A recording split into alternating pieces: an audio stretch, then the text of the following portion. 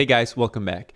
In today's video, I'm going to show you how I program drums to make them sound more realistic. I'm using Reaper, but the techniques we're going to be looking at can be applied to any DAW. I'm not going to go over the absolute basics on how to program MIDI drums. If you would like to see that in a different video, please let me know in the comments. Instead, I'll be showing you how to take a drum loop and turn that into a song. Think of this as drum programming for non-drummers. Let's get right into it. So first, I'm going to show you what's going to be our final product. And just pay attention to the drums, how they interact with the other instruments, and how it evolves throughout the song.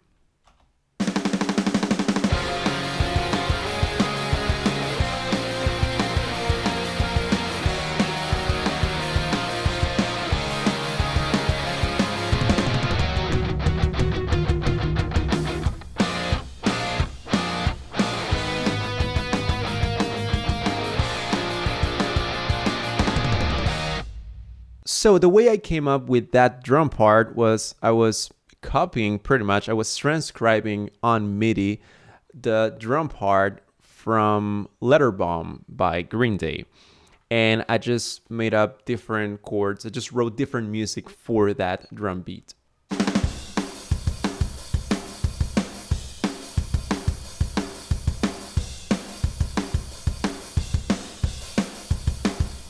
The only different part was this.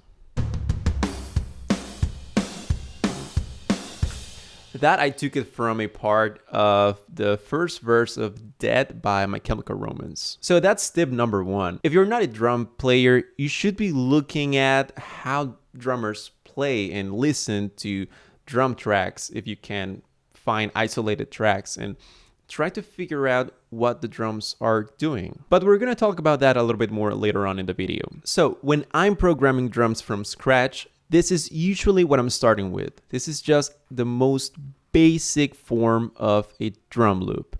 This is what it sounds like.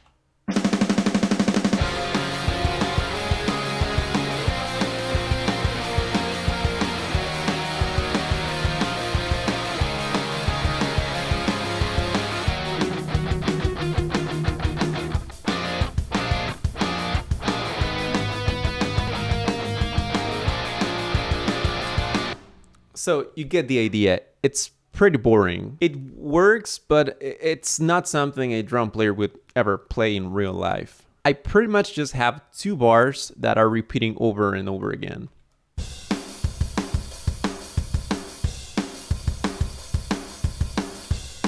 So the first step is to add crash cymbals to emphasize chord changes or overall song structure changes, like the beginning of a chorus or a verse. So here I already have this crash cymbal. In case you don't know, these are the crash cymbals. And I already have one at the very beginning of the chorus. And I'm going to add more every time the chord changes. I'm going to look for the chord change. 1, 2. So every chord lasts 2 bars. So I'm gonna look for the other symbol. It's here. So 2 bars later, we have one here. And as you can see, in most DAWs, when you write the MIDI note by hand with your mouse, it's drawing it at full speed, and we're going to change that later because that's not optimal, but we're going to talk about dynamics later on. So 2 bars later, I'm going to add another symbol, and now it sounds like this.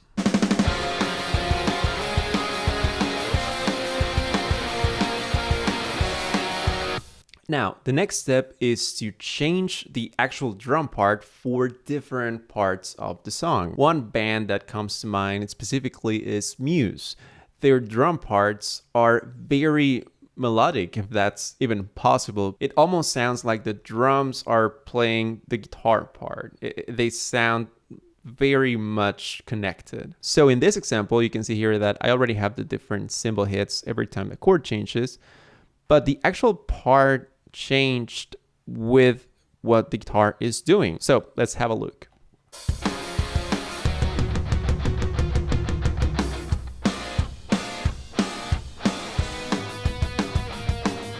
It's not just a plain drum loop anymore, it's actually interacting with the music. Now we're going to add drum fills. Drummers love drum fills. This is where they get to show off. They usually add drum fills at the end of the section to take you into the next section. So for example, the end of the chorus.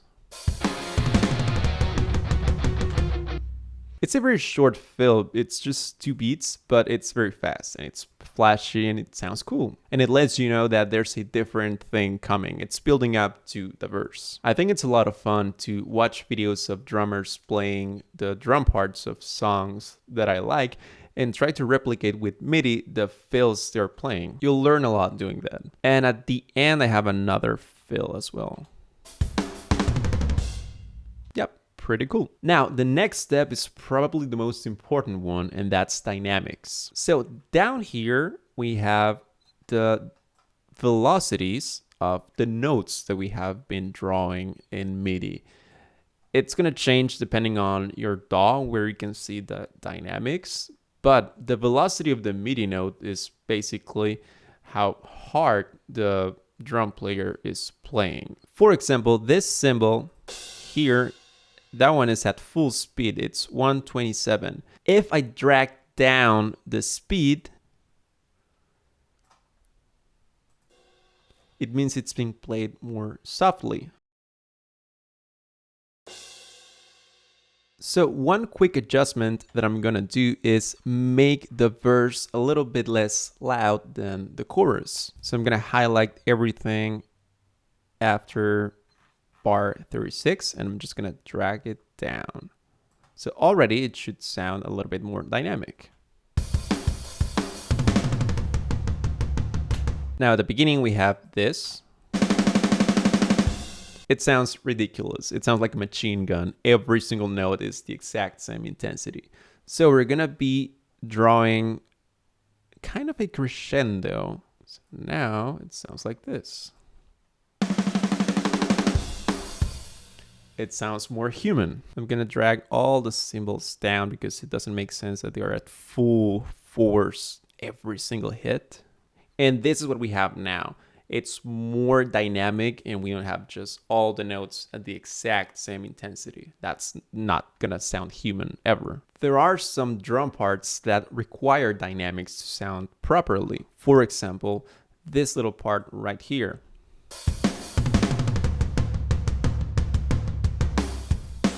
However, this still sounds like a robot because everything is perfect, specifically the timing. So now we're going to humanize the performance. Most DAWs have this function. So I'm going to select all the notes, and in Reaper, all you need to do is hit H for humanize.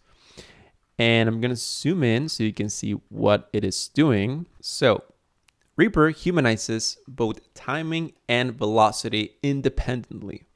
So watch this. I'm going to increase the timing humanization, and it's offsetting all the notes so they're not in time anymore. Don't overdo this because it's not going to sound like a good drummer. A good drummer should be close to perfect. So I just do it a little bit as soon as I can see the notes going off a little bit. 5, 6, maybe 7%. And the velocity is going to offset the velocities. The more you humanize it, the more irregular it's going to be. So we're gonna do something like that. It looks about right. And you can change the random seed, at least in Reaper. And yeah, we're gonna leave it like that. So now it sounds like this.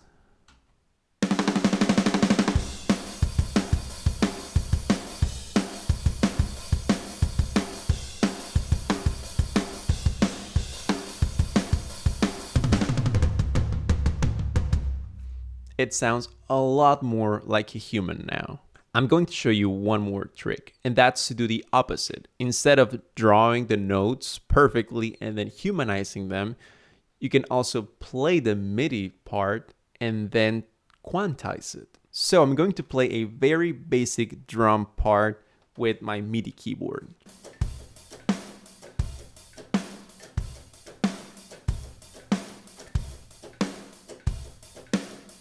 That was absolutely terrible, but we can fix it. So here's my very poor drum performance. Completely out of time. But we can hit Q for quantize and we can fix it. Now, I wouldn't go 100% because you have the same issue again. It sounds like a robot.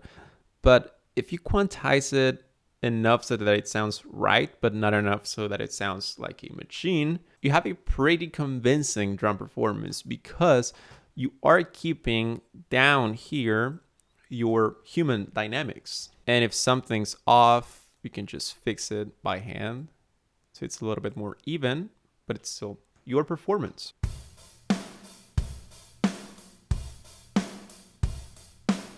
Pretty cool, right? Let me know in the comments below if you have any questions and I'll try to get back to you. Also, I would like to remind you about my free PDF guides. You can get them on my website. I have one for mixing vocals and I have another one about music theory. That one is more for guitar players, but it's still a very good general introduction to music theory. The links are down in the description. If you like this video, please give it a like and consider subscribing. Thank you for watching and I'll see you next time.